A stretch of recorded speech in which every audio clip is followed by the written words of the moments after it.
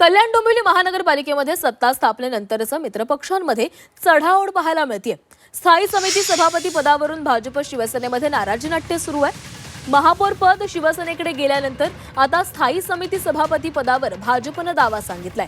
भाजप आणि शिवसेनेतील या नाट्यामुळे महापालिकेची महासभा लांबणीवर पडली असून महासभेमुळे बजेट देखील लांबणीवर पडलेले आहे। आमचं पक्षाचं असं मत आहे की महापौर शिवसेनेकडे आहे तर स्टँडिंग कमिटी आमच्याकडे असावी अशी आम्ही मागणी केलेली आहे। शिवाय सभागृह नेता हे पदही आमच्याकडे असावं ही मागणी केलेली आहे।